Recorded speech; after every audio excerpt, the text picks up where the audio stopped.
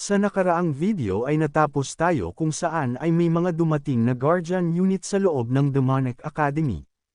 Agad namang iniutos ng Left Guardian sa mga ito, na itali ang mga bilanggo na gumagamit ng Demonic Blood Reversal Technique, na agad namang sumunod ang mga ito, masaya namang binabati ni Yu-Won ang kanyang master na si Right Guardian, si Meng. Binati naman siya nito at sinasabi na matagal-tagal din mula ng huli nilang pagkikita. At mukhang anlaki na ng ipinagbago nito. Dagdag nito na mas magiging ayos sana siya kung ipinagpapatuloy sana nito ang paggamit sa ipinagmamalaki ng kanyang master na butterfly dance technique. Naitanong naman nito kung saan naman niya natutunan ang patungkol sa sword technique na iyon, na agad namang gusto itong patigilan sa pagsasalita ng Left Guardian. Matapos ay nagpadala ito dito ng sound telepathy, sabi nito na manahimik siya sa bagay na iyon, at magpanggap na hindi nakita ang sword technique na iyon, at huwag itong pag-uusapan pa kahit saan. Dagdag pa ng Left Guardian dito, ay ang ikatlong pagsusulit ay hindi pa natatapos, kaya naman ay umalis na ito sa Demonic Academy.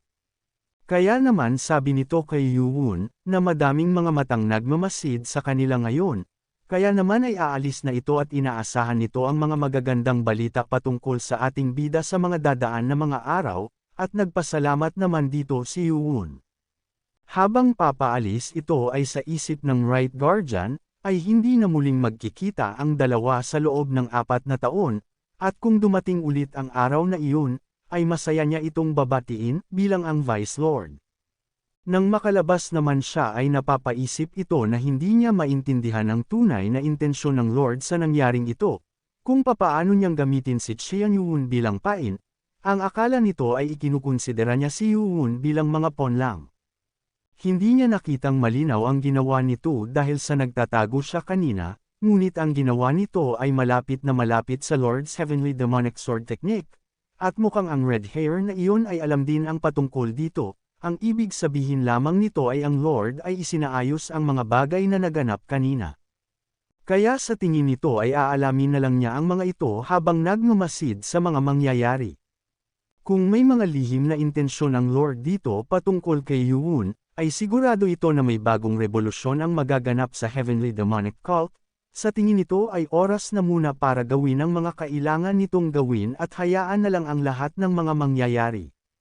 At agad nitong ipinag-utos sa kanyang hukbo na magtungo na sila sa Sword Clan Manor. Sa loob naman ng Academy ay kinakamusta ni Heobong ang kadet na sinakal ng bilanggo at inihagi sa instructor, na agad naman itong sumagot na ayos lamang ito at mabuti na lang ay nasalo siya ng instructor, kaya wala itong natamong kahit na anong pinsala sa katawan.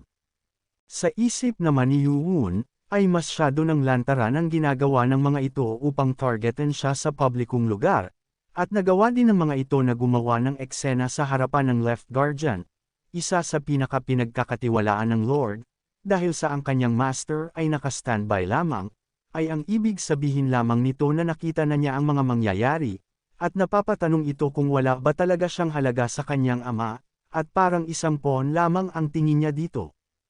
Ang kanyang ina ay hindi pinagdudahan ang pagmamahal nito kahit na sa kanyang huling hininga, at habang ang kanyang ina ay naghihingalo na dahil sa micro-poison, ay hinayaan niya lamang ito na mangyari.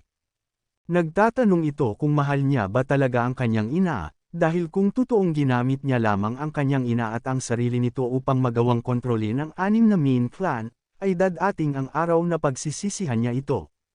Napapaisip naman ng malalim si Left Guardian, si Hang So-yu. Ang ika-5 elder at ang leader ng Sound Clan, na nagawang magpalabas ng malakas na kapangyarihan sa naganap na ika-unang pagsusulit. Ay nailagay sa isang house arrest ng 1 taon, si Baek-oh. Natsyeftan ng Poison Clan, na lumabag sa batas ng Demonic Academy na hindi pagpasok sa loob nito at nagawang magbigay ng lason kay Yu-Won ng sapilitan, ay nakulong ng 2 taon sa piitan, at ang 2 faction ng Sword Clan, ang 2 Shadow Sword Clan na nagsasagawa ng pasekreto, at ang Great Void Sword na nakatalaga sa mga preso ng Demonic Cult, ay parehas na naiugnay sa ipinagbabawal na Demonic Blood Reversal Technique, kaya naman ang Sword Clan ay panigurado na mawawala ang kanilang pwesto. Ngunit ang mga resulta ng mga ito ay dahil sa paggamit nito sa kanyang sariling anak, at masyado silang nakuha ng ganun kadali dahil dito. Alam nito na nababahala sila sa pangunguna ni Yu-un sa labanan ng mga susunod na tagapagmana, ngunit ang gumawa ng mga ganitong eksena ay bumabalik lang sa mga ito. Kaya naman ay hindi nito maiwasan na mapaisip na may mga mali sa mga nangyayari kagaya ng nangyaring pagkakalason gamit ang micro-poison sa ina ni Yu-un na si Lady Hua. Matapos ay nag-anunsyo ito, dahil sa matagumpay na naisagawa ng grupo ni Cadet Pitu, Qian Yu-un ang Sword Demon Sword Formation, ay ang lahat sa kanyang grupo ay nakapasa, mayroong hindi inaasahang sitwasyon, ngunit ang pagsusulit ay itutuloy. Mula ngayon, imbis na mga bilanggo ang kanilang makakaharap ay ang mga martial arts instructor na. Napasabi naman si Heobong na sila na pala ang huli sa mga hindi sinuwerte sa nakaharap sa pagsusulit. Ngunit hindi gaya sa inaakala ni Heobong, ang sunod na 7 grupo ay hinusgahan ng matindi sa pagsusulit, dahil ang lahat ng mga instructor ay alam na ang 7 Demon Sword at ang Sword Demon Sword Formation, ay mas mahirap ang mga itong kaharipan. Sa 206 na mga kadet, ay tanging 120 na mga kadet lamang ang nakapasa sa ikatlong pagsusulit, at dahil si Yu-un ay namili sa 72 nitong mga tagasunod base sa kanilang katapatan, ang 38 na mahihina sa grupo nito ay hindi nagawang makapasa. Matapos ay binati ang mga pamaasang mga kadet sa ikatlong pagsusulit, ngayon sila ay mga opisyal ng mga high-rank warrior ng demonic cult, at sila ay pinapayagan na sa paggamit ng kanilang mga ipinagmamalaking mga sandata, na kanilang ibinigay noong pumasok sila sa loob ng academy. Tuwang-tuwa naman ang mga ito sa pagkakakuha ulit ng kanilang mga sandata at sa natanggap na copper medallion, ay hindi namang maiwasang maging emosyonal ng mga ito sa pagkakakuha muli ng mga sandata nila. Agad na sumigaw ang isang instructor sa mga ito at sinasabi na ang mga kadet na walang mga sandata ay maaring lumapit sa kanya upang magkaroon. Napapaisip naman dito si Yu-un, sabi nito na ang kanyang master na Right Guardian, ay sinabi sa kanya na ang Wind Dance Blade, ay ang specialty weapon ng kanilang clan, ay kailangan upang maipalabas ang totoong lakas ng Butterfly Dance, kaya naman ay napapatanong ito kung ano naman kaya ang para sa kanyang Heavenly Demonic Sword Art. Nagpaliwanag naman ang Left Guardian, sinabi na sila ay parang mga daga ng unang pumasok sa Demonic Academy ngunit ngayon ay mga mandirigma na ang mga ito, kaya naman ay iaanunsyo na nito ang para sa susunod na pagsusulit. Ang pag-uumpisa ng ika-4 na pagsusulit ay wala nang magiging araw na susundin, dahil ang lahat ay maari itong gawin kahit kailan nila gustuhin, sa loob ng 4 na taon na pananatili nila sa loob ng Demonic Academy. Napapatanong naman ang mga kadet dahil ang ika-4 na pagsusulit ay mukhang napakahirap upang abutin ito ng 4 na taon. Sabi ng Left Guardian na ang ika-4 na pagsusulit ay ang pinakamadali sa lahat, at ngayon ay maari na nilang gamitin ang kahit na anong sandata at martial arts na mayroon sila, at walang kahit na anong pagbabawal. Ang kailangan lamang nilang gawin ay ang matalo ang kahit na sinong instructor na nakikita nila sa kanilang mga harapan. Sa isip ni Yu-un na dahil sa sinasabi nito na kailangan nilang talunin ang instructor ng mag-isa, ay nangangahulugan lamang ito, na kailangan nilang makaabot kahit sa expert prowess. Ang expert prowess ay ang level kung saan ay hindi magagawang makamit kapag wala ang mga ito ng realisasyon patungkol sa chi, at gusto ng mga ito na piliin sila isa-isa sa umpisa pa lang ng ika-4 na pagsusulit. Pinaalala naman ulit ng Left Guardian na kapag ang mga ito ay matalo ng isang beses lamang, ay nangangahulugan lamang ito ng kanilang pagkakatalsik sa Demonic Academy, kaya naman ay lagi nila itong tatandaan. At ito na ang lahat ng mga impormasyon para sa kanilang ika-4 na pagsusulit, kaya naman ay inaasahan nito ang kanilang tagumpay. Nang matapos itong magsalita ay ipinabalik na ang lahat sa kanilang mga ginagawa. Pinulong naman ni Yu-un ang mga miyembro nito na hindi pinalad sa naganap na ikatlong pagsusulit. Humihingi ito ng pasensya dahil sa hindi nito nagawang maipasama sila sa tagumpay sa loob ng Demonic Academy. Nagsabi naman ang mga ito na kung hindi dahil sa kanya ay hindi nila magagawa na subukan ang ikatlong pagsusulit, kaya naman ay hinihiling ng mga ito ang kanyang tagumpay sa loob sa labanan ng mga tagapagmana, at maghahantay ang mga ito sa kanilang paglabas ng Demonic Academy, at nagpapalim na ang bida sa mga ito, nang bigla naman na may sumigaw at tinatawag ito. Paglingon niya ay nakita nito ang isang instructor, at ito ay si Sang Munyo. Napapasabi naman si Heobong na ang instructor na ito ay ang humamon kay Yuhun na nagresulta sa pagpapagaling nito ng 22 araw, agad naman itong sinabihan ni Wang Hul na manahimik lamang ito. Sabi ng instructor na sumunod ito sa kanya papunta sa main building, nagtanong naman dito si Yuhun at sinasabi kung may problema ba, at nais niya itong sumunod sa kanya. Agad naman siyang sinigawan nito at sinasabi na kailan pa nagkaroon ng karapatan ng isang mababang kadet para questionin siya, sa nangyari ay hindi naman dito tumutol si Yuhun at sinabi na susunod ito. Bago sumunod ay agad nitong sinabihan sila Heobong na magtungo na sa kanilang dorm upang doon na lang sila ulit magkita-kita. Napapaisip naman dito si Yuhun, na baka ang Academy Director ang nagpapatawag sa kanya at gusto itong makausap dahil sa mga nangyari kanina lamang. Sa paglalakad ng dalawa ay may napansin naman dito si Yuhun na kakaiba. Dahil ang lugar na ito ay hindi pa binubuksan para sa kanila.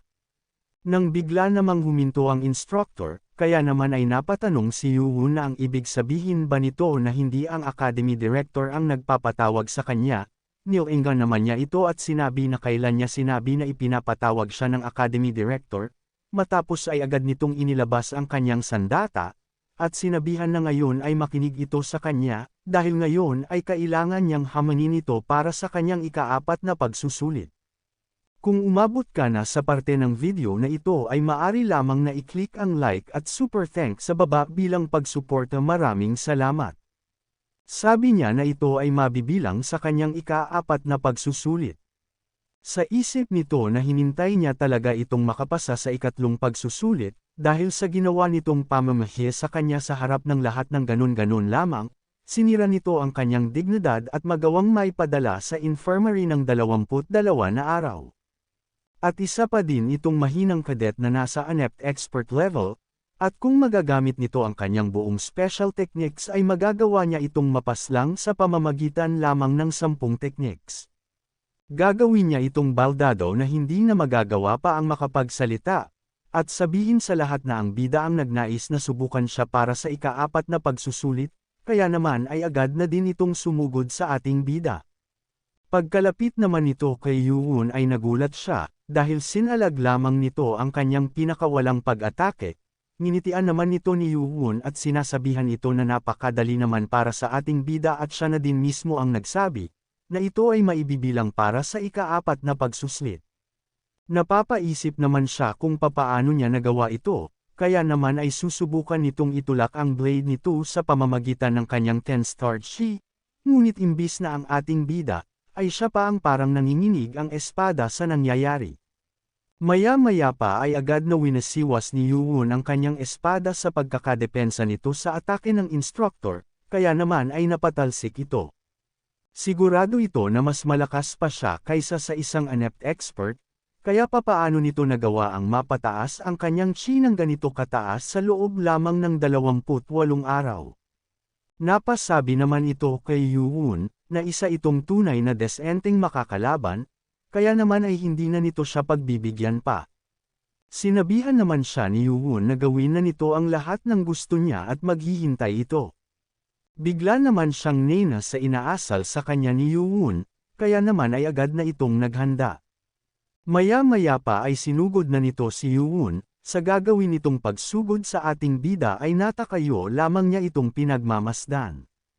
Sabi nito na mabilis nga ang isang ito ngunit, at agad nang kumilos dito si Yuhun at sinagot ang atake niya gamit ang butterfly dance, light butterfly circular movement. Gulat naman dito ang instructor dahil nagawa nitong masangga ang kanya chi blade, at napansin naman nito ang sandata ni Yuhun dahil may kakayahan na din itong gumawa ng chi blade. Sa nangyari ay agad itong napa-atras at napapasabi na ang ibig sabihin lamang nito ay isa na din itong proficient expert na kagaya niya. Kaya naman ay dapat na itong mag-ingat sa mga gagawin niyang pag-atake dito. Hindi naman ito hinayaan ni Yuwon na makalayo, at agad nang sinundan ng atake na butterfly dance, the sixth technique, Light of the Shining Butterfly. Sa nangyaring pagtama ng atake nito sa instructor ay agad na tumilapon paitaas ang hawak-hawak nitong espada, tinitignan naman ni Yuwon ang pagmamuka nito, habang napapasigaw ang instructor na itigil na nito ang atake at tinatanggap na niya ang kanyang pagkatalo.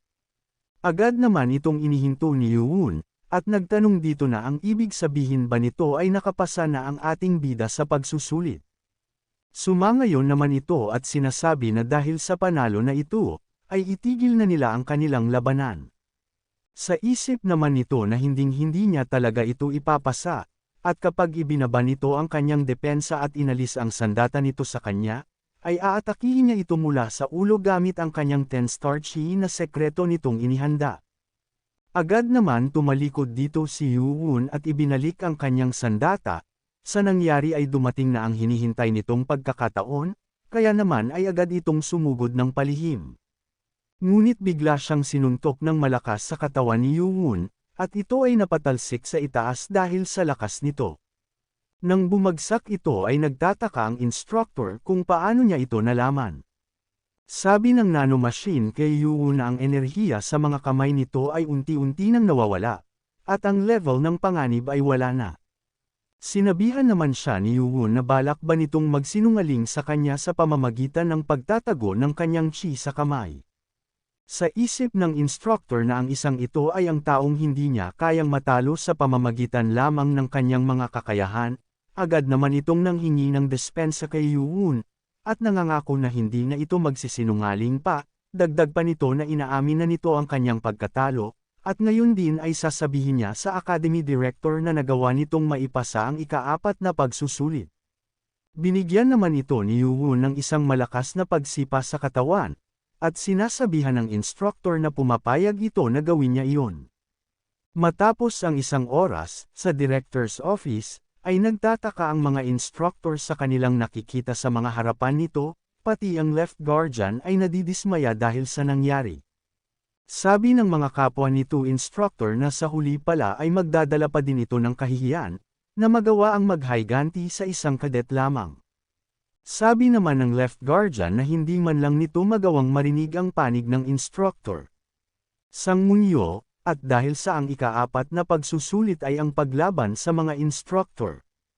Ngunit nagawa pa din nito ang pagkontrol sa kanyang sarili, at kahit na ang instructor na si Sangmunyo ay nagawang atakihin ito, ay mapupunta ito sa masamang posisyon kung sakaling pinuruhan niya siya, at tanging ang pagdurog lamang ng kanyang mga buto sa ribs ang ginawa nito upang maitago ang kanyang pagiging brutal at hindi agad na mapansin, at mukhang nagiging matalino na ito sa paghawak sa isang sitwasyon.